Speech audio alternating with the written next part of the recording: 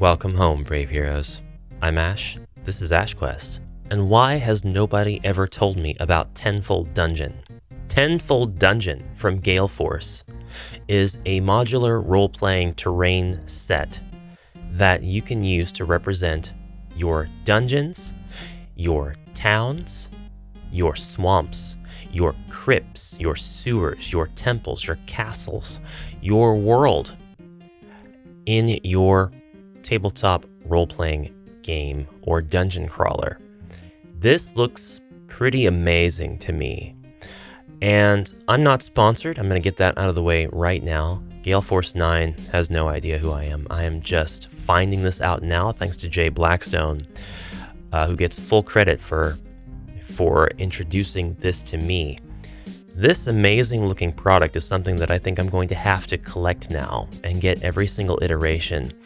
It boasts an RPG scale, which hopefully just means 1-inch tiles for maximum compatibility with everything. And pretty much everything you need to know about this is right here on the cover of the box. We have the Castle Edition, and we'll look at the alternate picture, and you can see right away that this is just a bunch of rooms that are three-dimensional, that you can actually flip upside down, as in the case of this one here, in order to make a raised area. You could even do crazy things like take these and put them inside each other rooms, and take a corridor box like this one, flip it upside down and place it in a room to have a raised area. You could have all kinds of three-dimensionality. You could really take advantage of the three-dimensionality of these TENFOLD dungeons. So this is called the town. Actually, I'm sorry, this is called the castle. I'm stuck on the town listing. We also have dungeons and sewers, and we get pictures of what all of these look like. The cistern room, the sewers crossing, the cell, the rat corridor, the slime corridor, everything that it comes with, as well as pictures of them in use. We also see that these come with, could it be doors? I'm actually having trouble discerning whether or not they do come with the doors that are pictured in, well, so far just one of the photographs that I've taken a look at.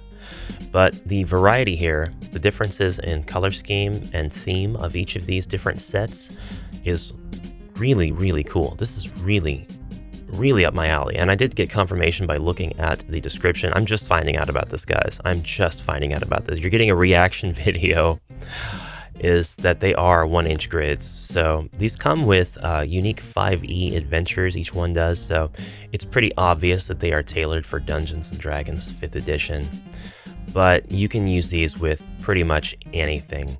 So if the doors do indeed exist, that you can place over the sides of the walls, thereby tying the dungeon components together, like this has to be what this is, right?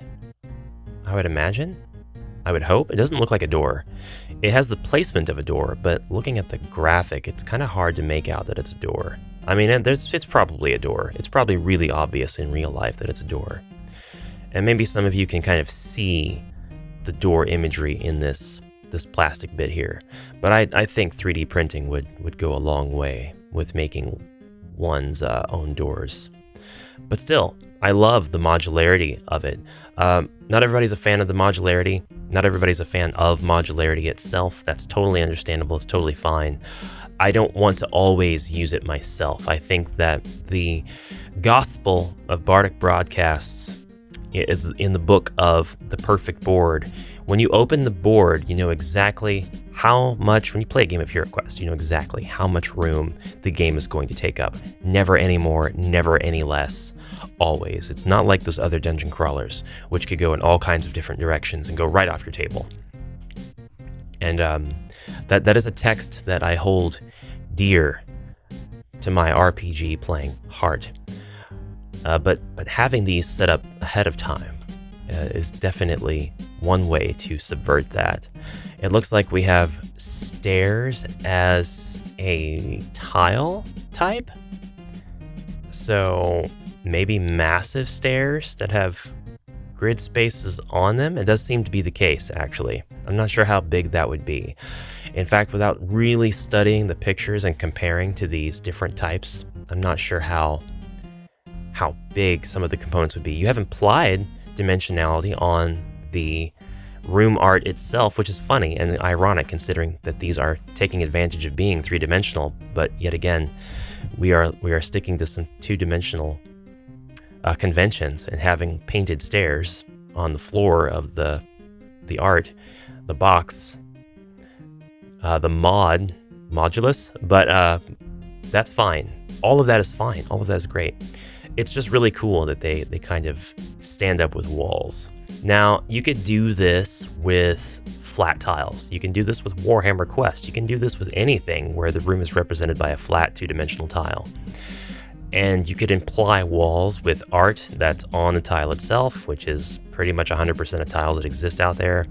Or you can make your own walls with three-dimensional pieces or two-dimensional tiles or stick-ons, such as those from the Loki add-ons packs. But that's really going to be more up to like your own preference. HeroQuest is a game where you have a two-dimensional board, and then really the only three-dimensional aspects of it are the doors and the furniture and the minis and literally everything, but not the walls. The walls are not three-dimensional in HeroQuest. Sometimes you've even got falling rock or a stone wall that you need to place down in a corridor when you're making your quest, and these things are flat. They are represented by tiles.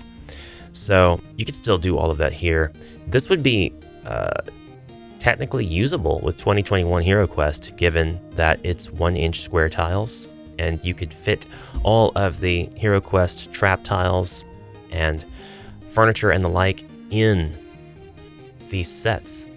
So I found out about this not because I found it on the Amazon page necessarily, but because Jay Blackstone pasted a link to a video in my Discord that showed off the Kickstarter. This started out as a Kickstarter. I love this town so much. I love the concept of the Modular Town. I love that. Anyways, it was a Kickstarter, and evidently it was very successful because we have 4 distinct different packs here: the town, the temple, dungeons and sewers, and castle. And if you look at the art on the side, you can see that these can be used on both sides. And we saw evidence of that in the, I think, sewer pack I looked at, or the dungeon pack that I looked at, where it was just all cobblestone along the top, but you knew that that was a room just flipped upside down. Now I see that not only is that intended mechanically, but visually it appears as though you could take these rooms and have them exterior side up and out, as is this one here in the picture. And when your hero is ready to walk through the door, you simply, in the case of this one here, you take the top 2 off, you take the bottom one and flip it over, and then that's the interior of the room. That is ingenious. That is so smart. That is like a built-in fog of war. That's a built-in render by room system, which is kind of exactly the way HeroQuest works. If you look at this picture, you can see that there are 2 boxes here placed side by side, the main big box, a smaller box here, and you can see the art on the side kind of showing off that this is sort of a, well, this is a stone-walled house with an archway, and the interior, it looks like it could be an atelier. I don't know how to say that word. Feel free to make fun of me in the comments below. Or alchemist's shop, wizard's study. It could be abandoned. It could be full of monsters. And then over here, you've got another big box, modular section, with 3 more placed inside to represent rooms inside of a larger building. So really small, and then really smart. The space in between these 3 rooms is your hallway. It just makes so much sense. It's mind-blowingly simple and easy to think of ways to get this put together so that you can enjoy instantly building your scenarios. I love that. Out of the box 3D terrain. Now I wonder if it is built, like if it stands up, or if it is flat when you're storing it. That one I'm not sure. So Gale Force 9 Tenfold Dungeon. We're going to visit the Gale Force 9 store real quick. They do have a lot of stuff. Looks like a bunch of Doctor Who, Dune, Firefly. That's worth checking out another time. And then for the Tenfold dungeon, I just want to make sure I saw all the releases. We do have the Castle, which retails for $64.99 USD. Dungeons and Sewers, which is $59. Temple, which is $57. And Town, which is $54. Interesting that the one that I want the most is actually the cheapest. That is a win-win. And all of these come with their own unique 5E adventures. Gang of Thieves, the Serpent's Stone, the Bellow Below, and Vader's Lair in reverse order of respect. And multiple pictures for you to check out if you want to go look at these yourself. I'm going to add all of these to my wish list right now, and I'm going to plan on saving up to buy each one. But skip the prep. Where will your next adventure take you? This is going to save you a lot of time if you are one of the people who like to set up your Dungeons and Dragons games with this three-dimensionality without going that extra step of crafting painstakingly each and every little piece of your environment. So I know that there are Dungeons and Dragons players that will go all out and craft every square nanometer with stuff they've got at home versus printing anything. And then there are printers, and there are people that use stuff like this to build their worlds. And then there are people who just want to open a book and have the grid map laid out. It's just a grid on white material, nothing fancy.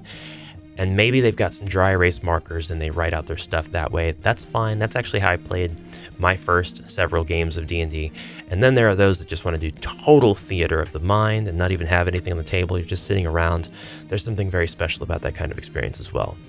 But in any case, this is really cool and has lots of utility for my games. So that is it for this video. I'll put a link in the description below. Of course, you're already there looking at this if you were interested in the slightest. And in the future, when we get some Tenfold dungeons, we'll be unboxing them right here on the channel, and you can check out how useful they will actually be if you'd like to live vicariously through me.